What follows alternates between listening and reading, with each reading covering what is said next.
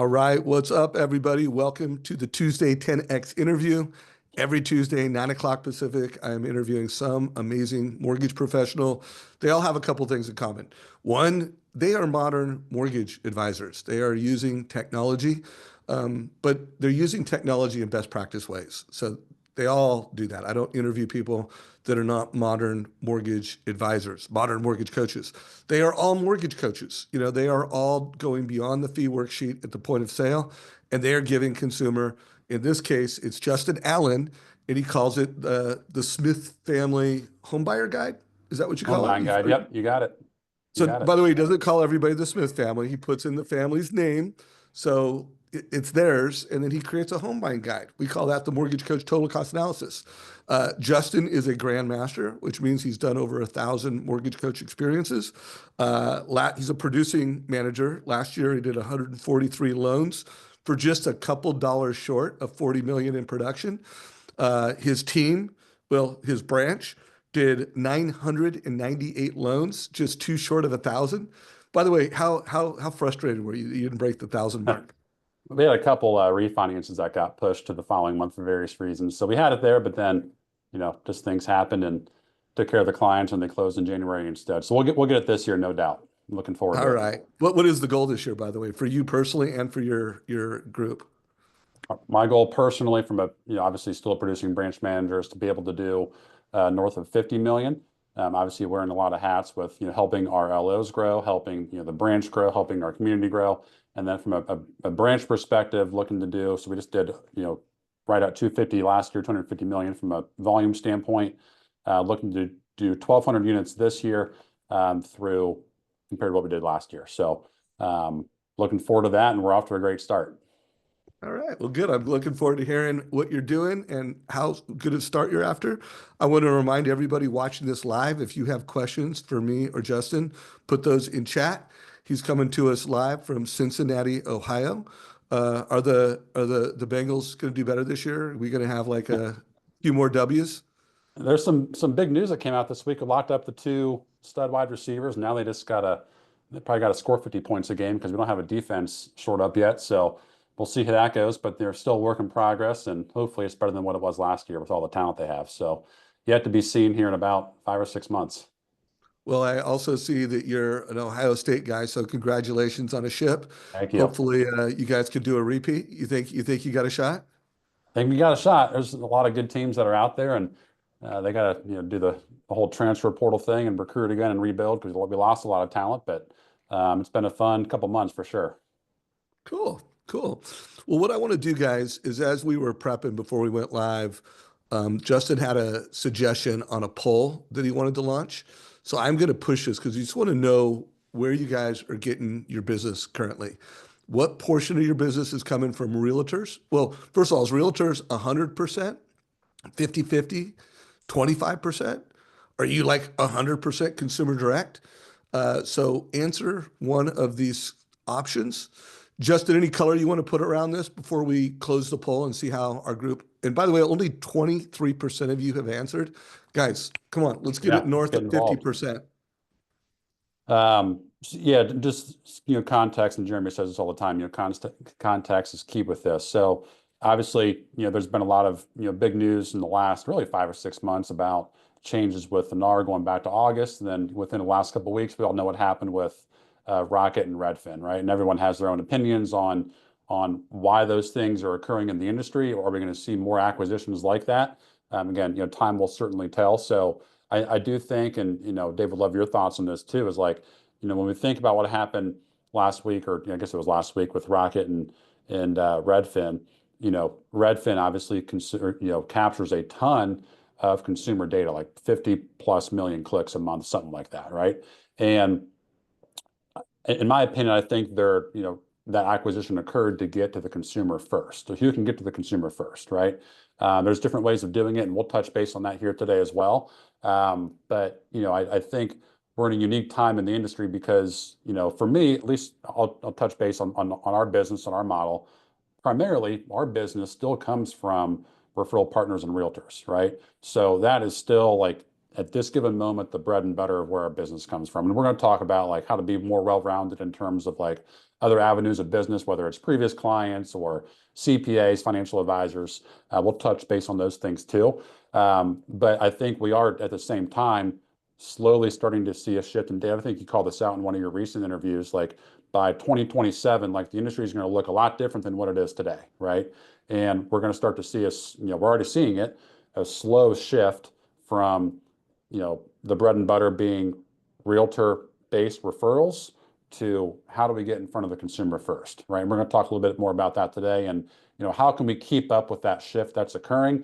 Right now, it may be seen as a slower shift, but, as time goes on and, maybe some more of these acquisitions occur, that acceleration is going to pick up more and more and more.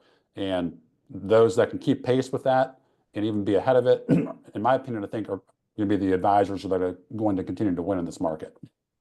Love that. So by the way, guys, here are the results in the way that you voted. So 23% of you said that 100% agents, although I'm sure you're probably not 100% agents. Hopefully you're getting some database 80, business, 90%. Yeah. but you're making the point. 44% are 50-50, 23% are 25-75. We do have, a little less than 10% of you on here are 100% consumer direct. So first of all, thank you, thank you, thank you for participating in this poll. That is useful. It gives us some context. So let's really quick unpack the Rocket deal because I think my thesis, and I have spoken to a number of executives at, let's just say, top 5, top 3 mortgage companies. And the feedback I'm getting, and just my assumption is that there was really 3 kind of thesis to this deal from a Rocket standpoint. One, right now they're heavy refi. Like the majority of their business, they do really well in refi business. So part of the thesis is diversification, and they bought a purchase search app that has Yep. 50 million unique visitors monthly. So they diversified in a big, big, big way.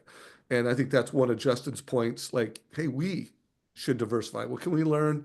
They're diversifying. We should diversify. Number 2, currently for their consumer direct, they rely heavily, like between them and just less than a half a dozen lenders, they buy the majority of LendingTree leads, rate, all the leads that you can buy from online aggregators. Like Rocket is the biggest purchaser of those. Yes, they spend a lot of money on advertising, and yes, they have organic drive, but Rocket Money, Redfin, they just bought consumer direct lead funnel. So they bet on getting to the consumer first and owning strategies and portals to do that. They're going to grow, so they got more scale. So at the end of the day, Rocket improved price because they have more scale. Right. They improved speed and convenience, tip to tail, because now they're home search to home funding. So they've got a tip to tail experience. And my message to pretty much everybody watching this, maybe there's someone from a half dozen of the biggest players in the country. Like, you can't win the price game, even if you're a broker at scale. You cannot win the convenience game at scale, and you cannot win the speed game at scale. But you know what you can win? The advice and coaching game. And if you're local, you can win human connection, local expertise, and then the ability to help that company, like that consumer, go beyond personalization to individualization. Which, by the way, Like, I think will always be there no matter what, that local concur. personalization. So, by the way, everything I just said, do you agree with that? Anything you want to add on? 100%. And Brendan in the chat brought up a great point too, is like, and this is an example of this. And, there's probably different reasons for this stat, whether it's, realtors getting in the business thinking it'd be a lot easier than it was. We've seen a huge, decrease in the number of licensed LOs in the industry, and the same thing from a real estate agent standpoint. And Brendan's point brought up a great point where I saw this a couple of weeks ago too, where 70+%, I've seen 71 up to 73%, but 70 north of 70% of realtors close 0 transactions in 2024. So that tells us a couple things, like I just mentioned, but I think what it tells us in large part is that, consumers are going to other avenues first, whether it's Instagram or other search engines like Redfin, for example, or to local LOs, right? So again, that's, back to my point earlier, the shift that we're starting to slowly see, and maybe that's accelerating quicker than we thought it was, right? So, how can we be at the forefront of that, I think is really key. And that comes back to, what it means to be an actual well-rounded advisor when it comes to providing the right amount of education, the right strategy, intentionally touching, every part of your business weekly, which we'll touch base on here as well, whether it's leads, clients, partners, producing the right amount of content, personal growth, and things like that. And leading with not price or cash close or payment, but leading with, like you mentioned on every single interview, how can we build wealth through real estate? Because that's one of the most powerful ways to build wealth is through real estate itself, right? So how can we leverage that with the strategies that we put in place? Understanding what their goals are, I think, is really important, because as much as we may see the mortgage game occur when it comes to like the Amazonification of push a button and get a mortgage, there, I think the hyper local individual that's able to provide the advice that an Amazon button can't provide, or the right strategy that can exponentially grow their net worth, that will always still be there. And it's a matter of, how can we put that in the right position to be able to touch as many consumers as possible and our partners as possible to make a lasting impact and stay ahead of that curve. Love that. So I just want to summarize a few things. So Brandon put it up that 73% of realtors close zero transactions for the year. Write that down, everybody. John put in here that 96% did not close one a month. So only 4% of realtors are closing transactions every single month. Now, by the way, does that mean that you should only be targeting the top 4%? That does not mean that. But it does make a really good point that it's never been more important to identify those. And then Brian View, the president of FinLocker, loved the tip to tail analogy. And I know why Brian loved that, because FinLocker is a great tip solution. Yep. So let's riff real quick.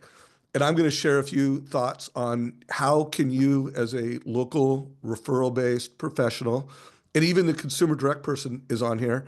One, FinLocker is a bet on that. And by the way, we have an incredible partnership at First Home IQ with FinLocker. So if you're not a First Home IQ ambassador, check it out. There's a special FinLocker opportunity. If you don't know what FinLocker is, Brian, if you could put a link where they can learn more about it. There's HomeBot. There's HomeBot competitors. Those are, they're not search per se, but they are tip to tail solutions. But, there's social media, that's like getting in front of search. But, to me, the number one priority when it comes to tip to tail, it's your database. Like, you've got a database that if you're sending the right things to your database, if you're monitoring your database, not just for refis, but for purchases. Remember, Rocket spent, I think it's 1.75 billion. Is that the number? Is it 1.75 billion that they spent? I think something close to that. Yeah. Yeah, like I don't know the crazy. exact number, but yeah, I've heard similar numbers. So that they could diversify. If you are not being predictive with your data for purchases and refis, like that's the ultimate tip to tail strategy. And you could also like, oh, this person looks like they're going to move up. Let's get to that consumer. What else? Or Justin, what are your thoughts on those strategies? And then what else can a local referral based originator do to get to the tip? Well, one thing for me, and I wasn't sure, it was from one of your interviews last week that kind of struck home with me. I didn't know this before I listened to it. I forget if it was you or someone else you had on, um, and refresh me if this is correct, but I think millennials now are one age group or demographic is searching more on Instagram for real estate than they are on Zillow. Does that stat ring a bell to you? Yeah, it rings a bell. Yeah, for sure. I think someone brought that up in one of your interviews, recently. I So can't remember who it was. It might have yeah, been Greg Shear. That sounds like something. And by the way, guys, if you are not following Greg Shear and Brian View on LinkedIn, they're just delivering gold not every day, but multiple times a week. Although Brian yeah, View, I think he's every day.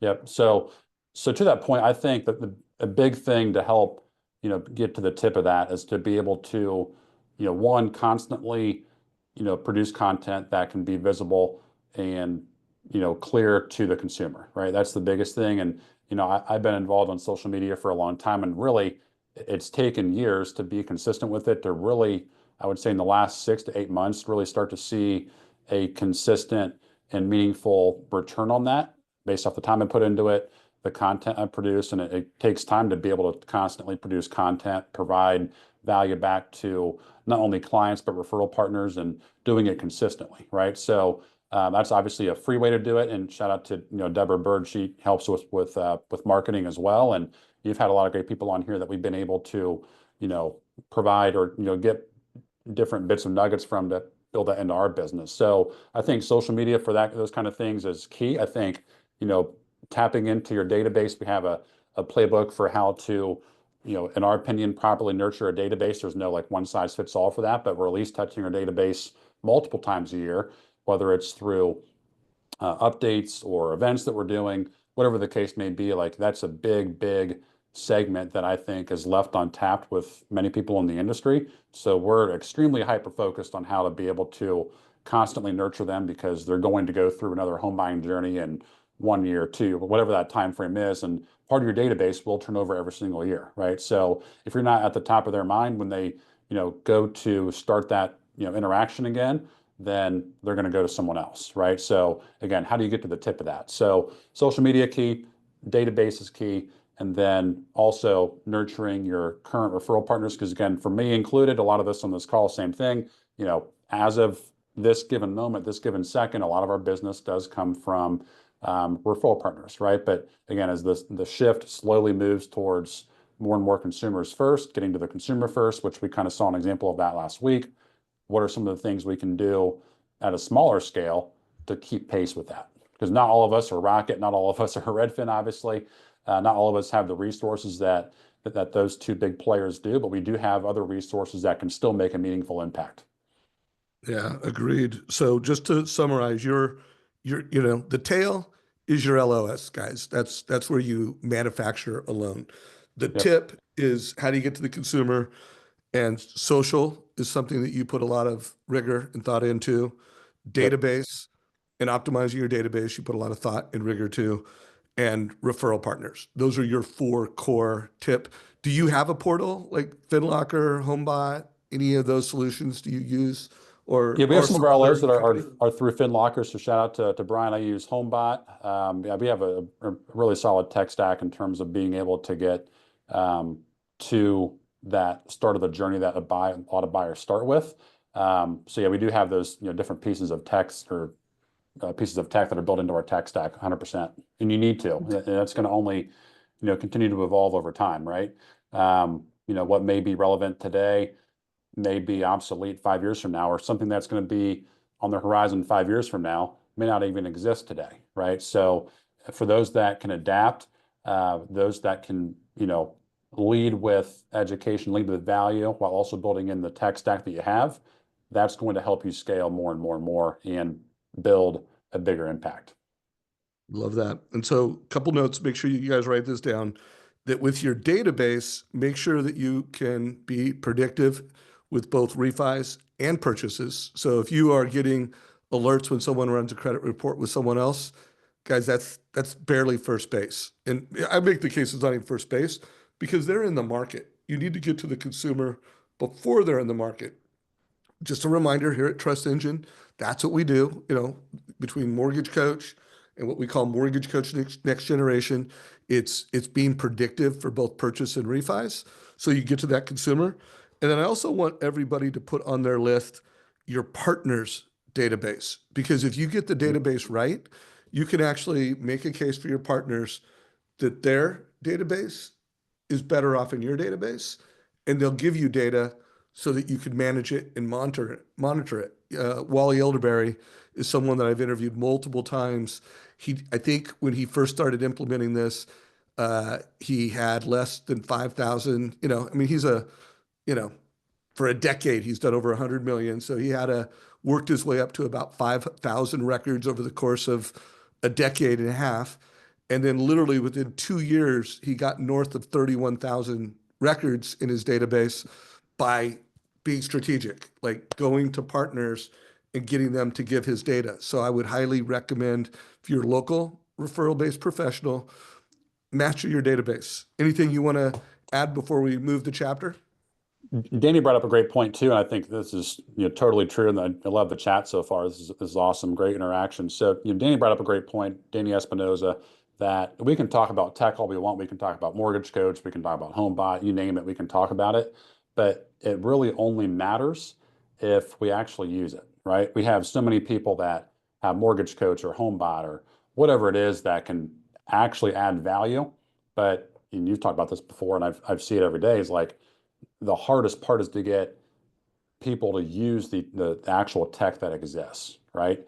So if being able to, you have to adopt the tech that does exist, right? Because if you're not using it, you can talk about it all you want, but until, to Danny's point, people see it in action, it really doesn't matter, right? So those that can adapt, that can be flexible to what's coming in our industry every day, those are the ones that are going to make a true impact because they're the ones that are actually using it. If that makes sense.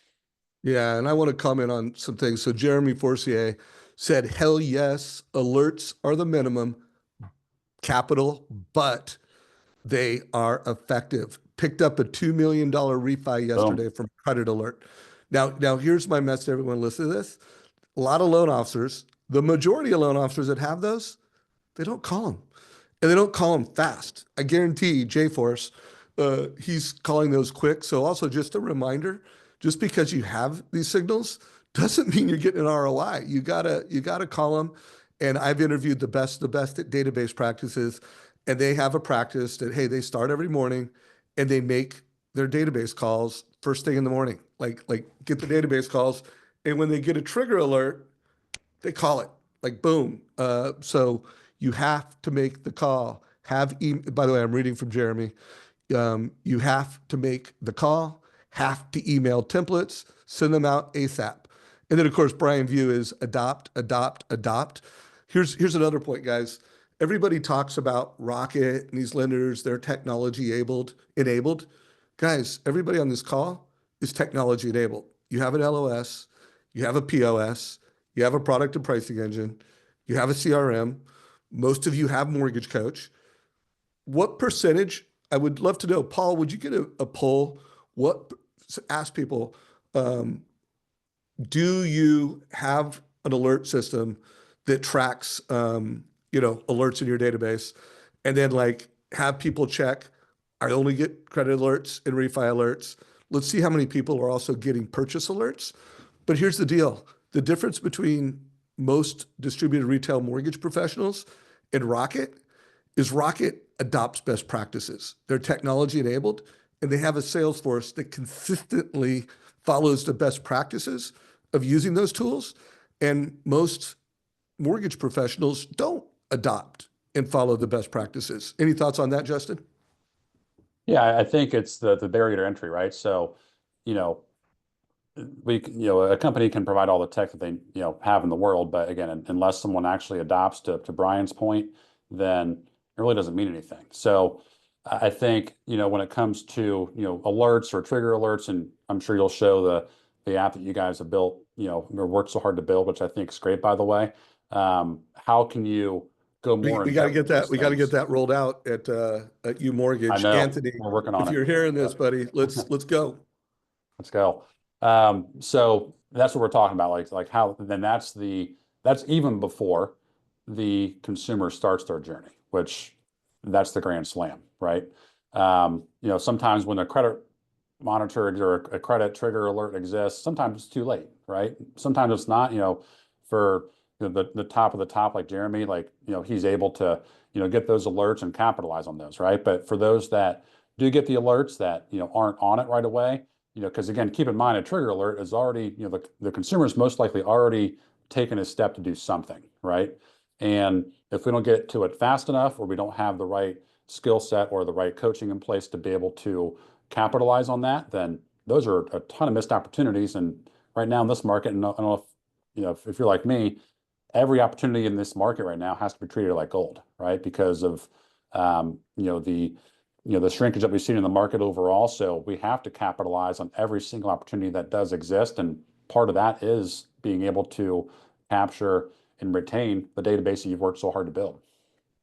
Yeah. And one And thing, then, Dave, this is kind of random, but we're talking about being able to reach out quickly, and we'll talk more about this. But and this kind of also involves tech. But your iPhone has, you guys may all know this, but for iPhone users, I'm not sure what Android has, but they have a feature called Send Later. And I'll get up each morning. I get up pretty early, and I sent probably 45 text messages to realtors yesterday, just giving them a quick market update. And I got two responses this morning.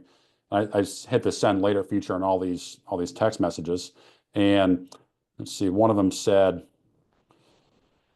"Thank you. I just sent this to 380 people in my database." So that's what it's all about, right? Being able to do something efficiently, get it out to your top, people that you're working with, and then if you do it the right way and add the right amount of value, they're going to take that, package that, and send it out to their database. And all of a sudden, you're leveraging something that takes 30 minutes that's touching potentially thousands of people. You don't even realize it.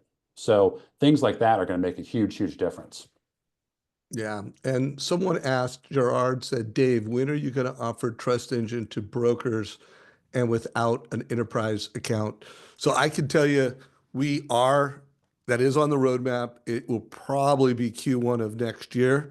We've got so much going on right now. The biggest priority at Mortgage Coach is one, we have an AI feature that's going to come out within a month or two. And we are planning to make that AI feature released to both enterprise and individual users. It might go out to enterprise first, but you're going to love this so that literally a consumer can interact with your TCA with AI. Maybe I'll demo it. It'll take me 2 minutes. I'll try to demo it before the It looked call's pretty out. sweet. You should. Yeah, yeah. Justin looked at it. He liked it. Uh, so stay tuned on that. Um, so thank you for pushing me on that. Cody said Jeremy's the GOAT. We agree. That's huge. So let's push this poll question, and then let's spend the rest of this call just unpacking how you're winning in this market. So guys, answer this. Do you monitor your database? No. Like if you don't, say no. Do you get credit alerts? Do you get mostly credit alerts for refis? Like, hey, when rate makes sense, debt consol. And then what percentage of you are monitoring for refis and purchase opportunities? So far, 26% of you have voted. Guys, let's get this, like, Let's vote. do it. Like get me to, why aren't 70% of 90, you like 90%, voting 90 within plus 15 percent. seconds? By the way, what's your answer on this, Justin? For me, it would be credit alerts and most alerts for refis. I don't really Okay, have got it. anything built out yet for purchase. So So that's, that's our guys, next that's step. data 101. And by the way, here's the deal. I can guarantee you Rocket and the biggest players in the country, they're monitoring for both purchases and refis, and they're being predictive in their database. So if you're not doing that, you need to do that. All right, guys, we just got a good scale. There is the answer. So 20% said no. For the 20% that said no, like guys, you need to. Another 25% are credit alerts and refis. And wow, I'm actually surprised. I mean, well, we probably have a lot Me of too. trust engine clients on here because the only way that I know of that you can really be predictive with purchase and refis, and I'm not talking about listing alerts, I'm talking about anticipating when the consumer's in the market. So by the way, great job, man. We've got a big percentage of people that are being predictive with purchase and refis. So That's great. great job. That will allow you to stay ahead of the curve 100%. All right. So, which I think you told me your goal this year is to do 1,200 loans for your branch. And what's the personal production goal? The personal production did just under 40 million last year. Personal production goal this year is to do 50 million. Right on. Let's get, how many units is that? It'd be about 170 or so roughly Okay. with our Okay. small loan size here in the Ohio Midwest area. It's We've all had some it's bigger all ones, trust relative. me. It's all relative. All right. So you picked the title, How Yes. Well-Rounded Advisors Are Winning with Buyers and Realtors. So first of all, to me, define what is a well-rounded advisor and what's the difference between a well-rounded advisor and someone that's not? Yeah, that's a great question. So I would say like there's no one size fits all answer to this. There's no right or wrong answer. To me, it means a couple things. So obviously the title of this, what it means to be a well-rounded advisor and how to help your clients and your partners win more is, being a well-rounded advisor. One, let's break down the advisor part first. There's a difference between what I would say, and applies to realtors too, being an advisor versus being a loan originator, right? Being an advisor is you're going beyond just a payment or a purchase price or the cash to close. Those are obviously important parts of your conversation, but where the separation exists is when you're able to, guide them in directions that they may not even think about. For example, on someone that may be selling their first home and going into a move-up home, oftentimes they're leaving a 2 or 3% rate behind, and I'll show you a TCA for that here in a minute. And they're going to something that's 6+% right now, right? So, on the other hand of that is they have most likely a lot of debt because, consumer debt's increasing. So how can we think beyond just the mortgage that exists that we're talking about? Because they're coming to you to, buy a home, not get a mortgage, and they just need a mortgage to be able to buy the home. So how do we, step beyond that to think about their overall financial picture and how to accelerate and expand their net worth through the purchase of that next property, whether it's a move-up home, an investment property, their first time home buying a home, whatever the case may be. So to me, from an advisor compared to a loan originator, obviously we all do the same thing. That's where the separation to me exists. So when it comes to being well-rounded, again, no perfect answer to this or no right or wrong answer, but to me, it means intentionally touching every part of your business weekly, whether it's talking to obviously leads or clients who are in the process, real estate partners, CPAs, financial advisors, producing content. Again, what we talked about earlier, personal growth. Those are all important things that mean what it takes to be a well-rounded advisor. For someone that's not well-rounded, maybe they're just strictly focusing on leads, for example. It's an easy example, Monday through Friday, they're not reaching out to their top referral partners or they're not touching their database. That to me, that's not being well-rounded, right? So when it comes to that aspect of it, are you efficient with touching your leads weekly, touching your clients, your real estate partners, your database, producing content to be able to stay ahead of the curve when it comes to the consumer first, those sorts of things. And I heard a good analogy the other day, and Dave, I'd like to hear your thoughts on this, but the mortgage process or being a well-rounded advisor, to me, an analogy is kind of like being a trash company. We're not a trash company, obviously, but to me, a trash company, think about it, they have the same route they run each day. It's a different route they run each day for the most part. And I can tell you between 5:30 and 6 a.m. every single Friday morning, my recycling truck comes, and between 10:30 and 11:30 that same morning, the trash truck comes. So, a trash company doesn't just send out a trash truck to go pick out truck or go, pick up trash at businesses or neighborhoods. There's a systematic method behind it to go. So they're going to touch this area on Monday. They're going to do this Tuesday, so on and so forth, right? And to me, being a well-rounded advisor really is no different. Maybe it's building in theme days to your process. That's kind of a core philosophy. Maybe you're time blocking other parts of your calendar to touch certain things. To me, making it easy is doing theme days where we're touching our leads daily, but maybe on Monday, for example, we're touching our top referral partners. Tuesday, we're talking about touching our active clients, our buying agents, listing agents that are part of our actual loan process under contract that haven't closed yet. Wednesday, talking about our database or pre-approvals, and then Thursday, the opposite of that. So each day has a theme behind it that we can each week confidently say, I've touched every single aspect of my business that matters, that makes us money, right? Because if we're not focusing on database, and your poll kind of touched on that, like those that don't have alerts in place for credit alerts, then they're missing a huge part of that business that's going to exist every single year, right? So to me, that's what it means to be a well-rounded advisor. Would love to hear your thoughts too. Okay, and by the way, I'd love to have people drop in two questions, and I'm going to answer it. So first of all, advisor, he basically said goes beyond the transaction. They're helping people make the right decision based off of that property in that solution. I interviewed a loan officer recently, well, yesterday, and he was telling a story how it's not just for that consumer, it's for the house. Like I pre-qualified someone, they were going to put 10% down, but then one of the houses that they wanted required some work, so they're going to put 5% down so that they had enough money to do the do that. So an advisor helps the consumer achieve their goals on a per property basis. Personally, I don't know how you do that if you're not a mortgage coach. Like, I really don't think you can do it at scale without being a mortgage coach. Would you agree with that, Justin? 100%. And I told you before our call, like literally 100% of our pre-approved clients, literally no ifs, ands, or buts about it, get a mortgage coach or what I call a home buying guide. There's no, that's a non-negotiable. So by the way, Jeremy and I have been texting back and forth this morning, and him and I together are going to launch a challenge. You know, Jeremy has done 75 hard.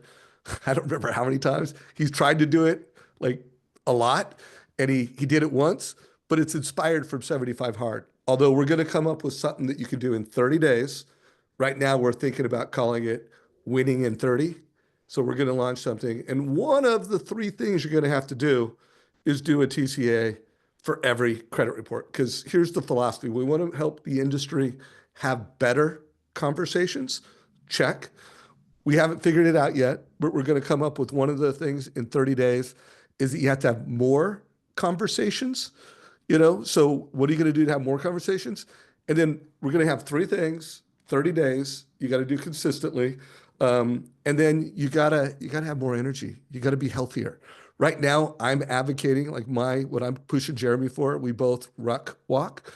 And so I'm thinking about telling you that, hey, every day for 30 days, you got to do a ruck walk for 30 minutes. So that's going to be the energy boost. So by the way, it looks like Brennan That Bracken part's huge is too. in. We're currently trying to figure out what is the thing to have people have more conversations. One idea is like 10 conversations a day. That's one idea. If Can you've I got give a ideas, suggestion, Dave? Because you've done this. bring This may it. be Collaborate with this, us. this may be a one of the three you're thinking of, but you did the Impact 100 recently. Maybe Yeah. it's an Impact 50 or whatever that number ends up being. But you had, and I was one of them, which I appreciate. And I'd love to hear your thoughts on that. But that could be a great activity to do, maybe Well, that's even just more such a big times lift. I in want to that I want to 30-day make it period. so that I want to make it so people could do it every day. First of all, I think I've done some content on this. I don't want to go on in this call, but 100 conversations in a day is a freaking lot. I made it to 81. I personally would recommend, like, if I was a sales manager, that like the most you should try to do is 50. Because first of all, it's hard to do it in a quality way. And then two, you got a lot of follow-ups.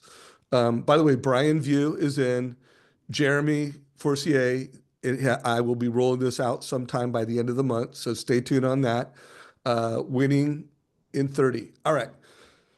So you gave us high level definition on that. Why don't you give an example of how you're delivering advice right now in this market? Like like what are the problems you're solving most commonly with the consumers in your market? And how are you being an advisor right now in this market?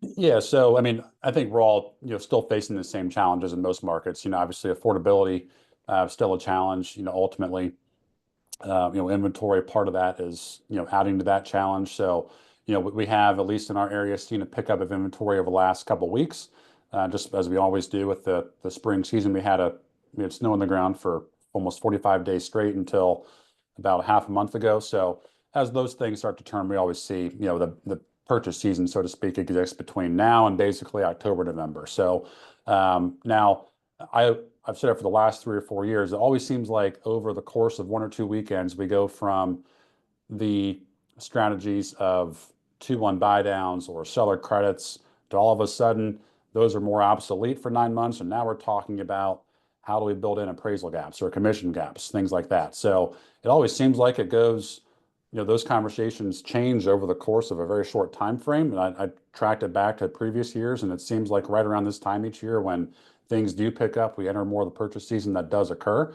Not to say like the 2-1 buy downs or the seller credits won't exist, but we're going to have more and more conversations of, hey, how can we put you in the most successful position when you make an offer through the process that we have in place, through the resources we provide, through the education we provide to when you make an offer, your offer outshines the 10 other offers that exist that we're competing against, right? We didn't have much of that, to be honest, for the last 3 or 4 months, just because there wasn't as much inventory, not as much buyer traffic, but we will, I promise you, start to see that again. I'm sure you'll see that in other markets too, right? So you mentioned before, and I love the saying, like, how can we create a buyer that's talking to us for the first time of having a goal in place of buying a home?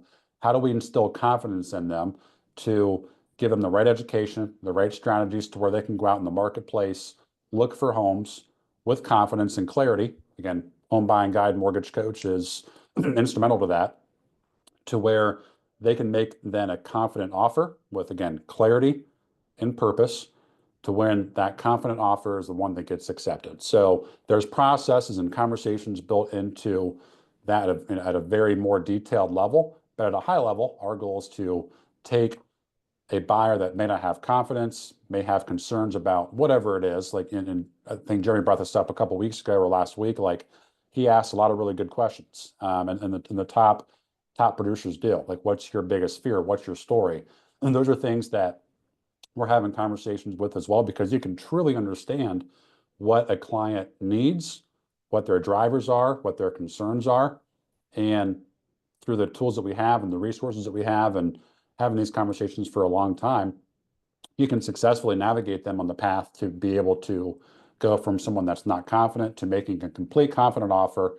And now they're on their way to building, excuse me, net worth through the power of homeownership that we're helping them with. Love that. So guys, I wrote when he said well-rounded advisor, we already talked about what the definition is. Well-rounded, they're diversified, they're disciplined, they have daily disciplines, winning disciplines. Yep. They're process and systems driven, and they're consistent. What are some other words, like if you're listening to this right now, what are some other words that you implement to be well-rounded? And then also, was it, what day was it that I did Ben Newman? Was it last Tuesday? Did you hear that Ben Newman interview that I did with Jeremy Forcier? Oh, it was Friday, this Friday. So by the way, guys, we'll put a link down below if you're watching this in Zoom. We'll put a link in chat. This interview on Friday I did with Jeremy and Ben Newman. For anybody who doesn't know who Ben Newman was, for 5 years he was the mental conditioning coach for Alabama under Nick Saban. He's currently the mental conditioning coach for multiple D1 teams, football, basketball, multiple NFL players. Right now, today, going on the second year, Jeremy Forcier, he's one of Jeremy's coaches, one I of think, by the JJ way, Watt's Jeremy's trying to get coaches. in, by the way. So just a heads Oh, up is there. he?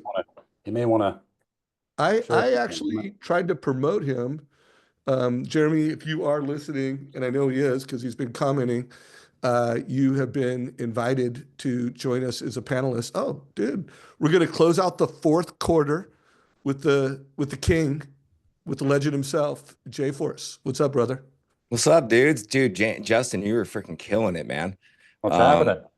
dude, I want to point something out to everyone, and I talk about it all the time. It's not going to be something new you're going to hear from me, but do you see how calm and confident Justin is? Like, calm confidence freaking wins. And you can only be calm and confident when you have a plan that you know you're going to run, a process, a play. He has days that he focuses on database. So, like, I just want to point that out to add color to everyone. Is that was my number one takeaway, regardless of all the tactics and whatnot. As I was just watching him, listening, I was like, let me in on this. Let me in on this. Like, the guy is calm, confident, process, knows what play he's going to run. And if you just do that, like Justin's doing, just know what you're going to do on each day at a minimum, you are going to be more effective. You're going to take more action. You're going to not overthink things so much because you know exactly what you're going to do. So thank you for sharing your calm confidence, dude. I appreciate that. Thanks for the encouragement there. Great to be Oh with yeah. you. Yeah, and by the way, guys, let's give those little reactions. What do you think of this call so far? What do you think of Justin? How much do we love that Jeremy won one of America's most successful producing managers? He's here listening. He's here taking notes. He's like showing up and always getting better. Jeremy's got multiple coaches. You know, like the project of working on yourself is never done. You know, like anybody that follows Jeremy on Instagram knows that right now he is doing a ruck walk every day of the week, even when he's flying. Can you imagine walking through the airport with a ruck vest on? Like he's crazy, but he's committed. And what is it? The Wolverine. Uh, by the way, that's his Wolverine. new Yep. nickname. In the interview on Friday, Ben let the cat out of the bag. That Jeremy is the Wolverine. So make sure we honor that. Hey, Justin, any questions for Jeremy around this? Like what like really, we're in the fourth quarter. I almost feel like why don't you two just go back and forth for these next 15 minutes, and I'll just add some color if I have something to add. Yeah, I mean, would love to hear Jeremy's thoughts too. I mean, I was going to talk about a few things that I think all of us can do right away, and I know Jeremy has a lot of great tips for success as well to like help increase and add value back to our partners. I think Danny sent a message about getting access or like seeing what my market update was. Happy to share those things. Happy to share whatever. So I can get with Dave Awesome. afterwards and provide TCAs or Well, whatever it is by the we way, need to let's make share. sure we get that. So, Jeremy, you know, give one more piece of value, and then why don't you interview Justin to close it out, and also make sure that we deliver on any of the questions that came up in chat. Well, Justin teed up the question I was going to ask him. Literally, I was going to be like, "Hey, I want to hear from you. I want to know these things that you just mentioned of like what is working for you really well right now? What are these plays that you are running? And just go and I'll add color and ask questions." So I appreciate that. So really one thing that, and please take notes on this, guys, because I think you can, literally everyone on this call can do it. I imagine most of you guys have Mortgage Coach. Even if you don't have Mortgage Coach, you can do this in other ways. But we all have access to, Zillow or whatever, Realtor.com is we can all go out today. We can all see what listings on your local market or any local market you want to be a part of. And we can see which listings which may not be priced right, how long they've been on the market for. And maybe it's in Realtor that you're trying to get in business with, maybe it's one of your top referral partners. But if you're able to get a pulse for what's in your local market and you're starting to notice properties that have been on the market for a long time that haven't sold yet, we as strategists and advisors can come at a place of offering value, even when they're not asking for it, and reaching out to sit and Jeremy's a realtor say, hey, Jeremy, I noticed you're listing on 123 Main Street has been listed since March 1st. I would love to share with you some strategies that I think could help you and your seller sell your home quicker. Would that be something that you'd be open to, right? And they're not calling us asking for that. We're reaching out to them to provide value to them. And literally everyone on this call can do this right afterwards. Go in Zillow, whatever it is you want to use, whether it's Renter.com or whatever it is you want to use. But we all have access to the same tools that I'm talking about currently. And if you can do that a couple times a week, that may, get you a deal here or there, but what that's going to do is it's going to give you better and stronger relationships and new relationships too. So I've done that for a long period of time. It's a great way to also help with open houses. I can't go to every single open house that exists, obviously. With my family, got two little ones that are under 4 years old, so my time with them on the weekends is obviously very, very valuable. But I can still show up without having to show up physically, right? I can still provide them personalized home buying guides for that open house that's occurring that I can send to the agent, I can send to the seller directly, or have them send to the seller directly. We can do all those things that, in my opinion, can provide extreme amount of value rather than just showing up at an open house where you're chit-chatting for an hour and no one may show up, right? So those are plays that you can literally all run right now that may not get you a deal tomorrow, for example, but it will eventually lead into a better, stronger relationship that you will eventually be able to extract from and grow from and scale from as time moves forward. Hey, That's amazing.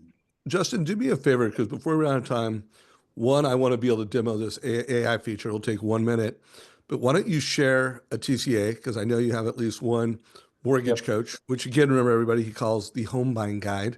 Share it in chat, because that way I can click on it and actually show the demo feature on your TCA, the AI. I'm going to show you guys how we're putting AI into the mortgage coach TCA. Jeremy hasn't even seen this yet.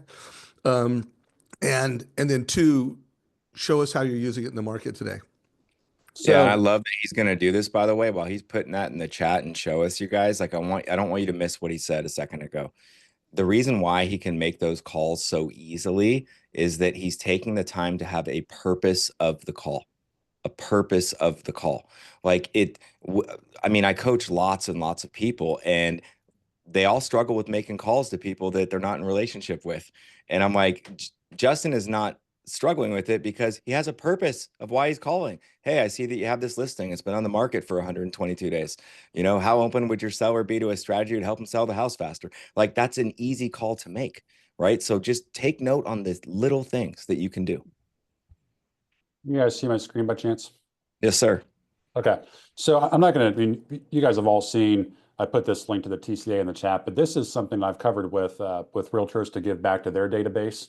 And I've had this conversation with first-time home buyers that are on the fence as well, is I saw a study recently to where back in 1991 or early 90s, the average age of a first-time home buyer was 28 years old, right? I bought my first house when I was, gosh, 24, 25 years old, somewhere in that window. But now, you guys have probably seen the same thing. The average age of a first-time home buyer is 38 years old. So now we're taking this, and I built this into some presentations. And to be honest with you, I don't know the perfect way to illustrate this. So I would love, Dave, your thoughts, Jeremy, your thoughts as well of how to maybe better position this. But I'm essentially trying to illustrate, or I think I have illustrated, is when I'm sharing this with first-time home buyers or referral partners that work with first-time home buyers, what opportunity costs exist if someone waits 10 years from the average age of 28 to 38. What does that look like from, a net worth standpoint? What does it look like from a rent to own analysis? So this isn't designated to anyone specific, but it's more of a strategy template that I've created. And by the way, guys, like I make a lot of these strategy templates. Like if I go back here, you can see a lot of different strategy templates that exist. You guys can still see my screen, right? Yes, sir. So Hey, just yeah, hold it still for a second. Pull it to the top.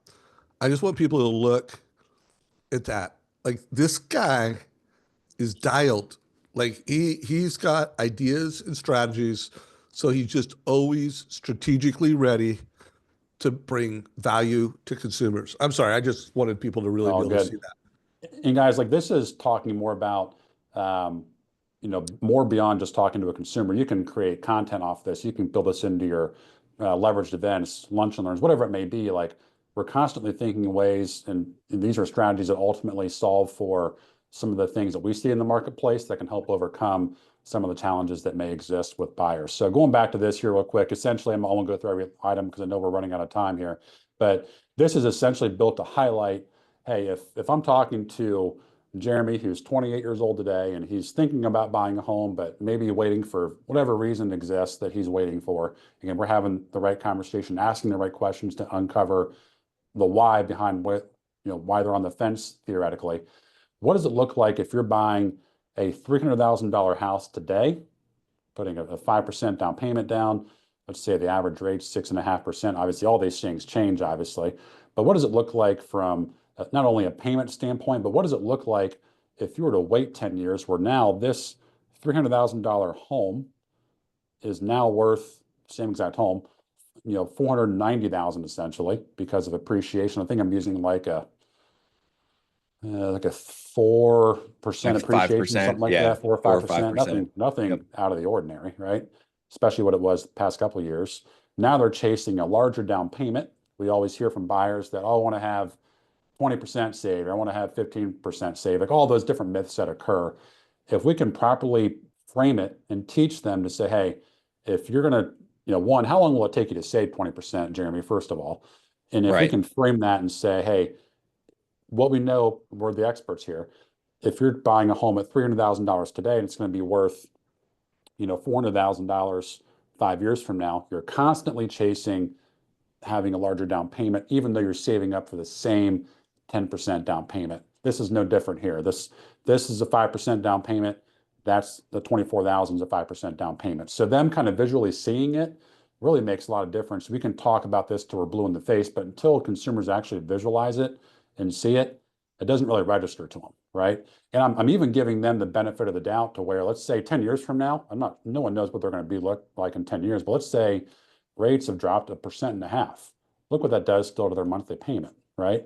And if we can then highlight, and I think a big opportunity that's missed on this is like, we focus still too much on this section here that I'm circling in the summary section.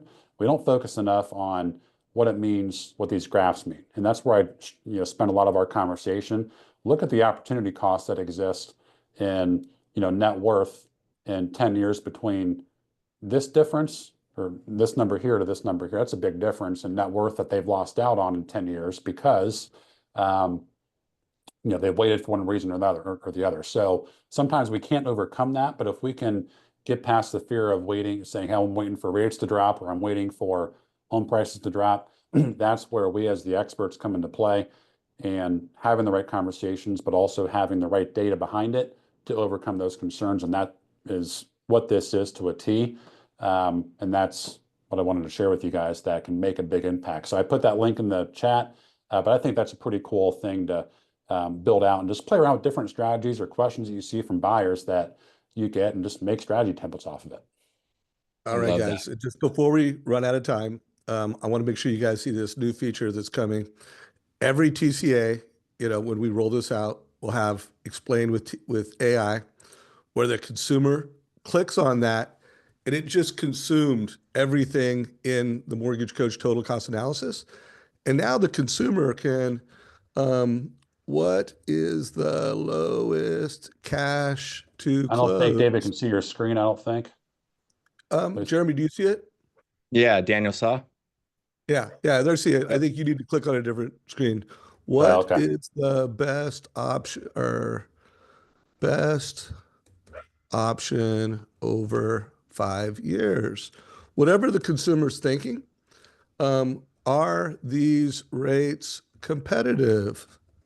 Whatever they're thinking, they can interact with your TCA. You notice that it's taken them back to the loan officer when they ask rates like, "Hey, are these rates competitive?"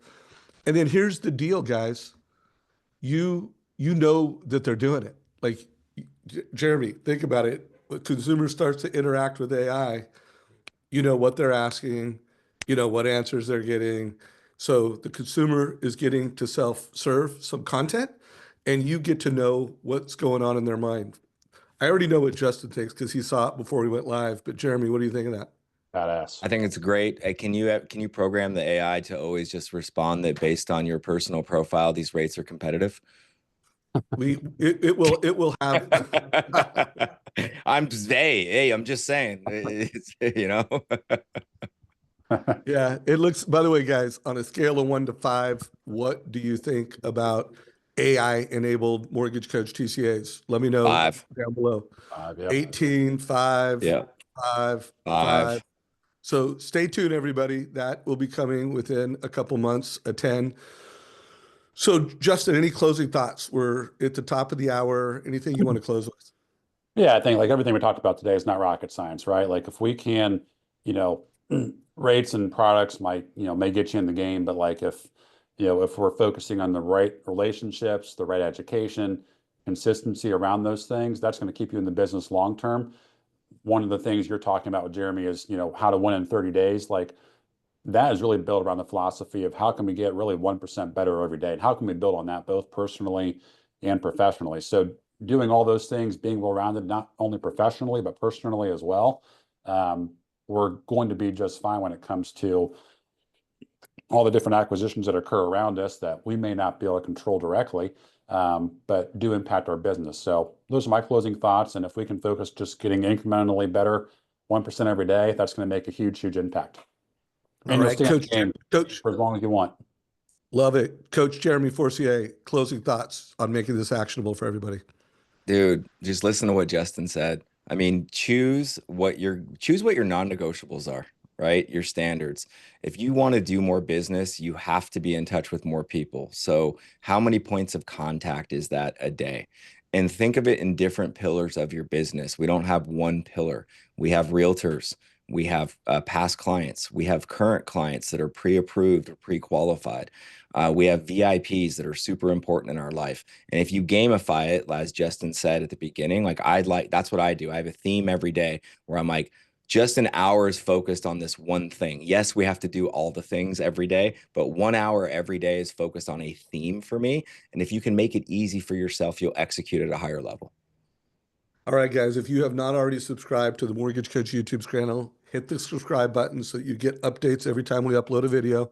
If you are not following savageinsights.com, that's where I put who I'm interviewing next, always at the top, whatever I think is most important for data-driven mortgage advisors. And if you want to either become a data-driven mortgage advisor or you want to help transform other loan officers into data-driven mortgage advisors, subscribe to Savage Insights Mobile Club. It's at Savage Insights once or twice a week. I send out a text. Hope you all got value. Justin, you're the man. Appreciate you, brother. Jeremy, Appreciate you thank you guys. for jumping in last minute, and hope everybody got value. Have an awesome week, and this is a wrap. Later, everybody.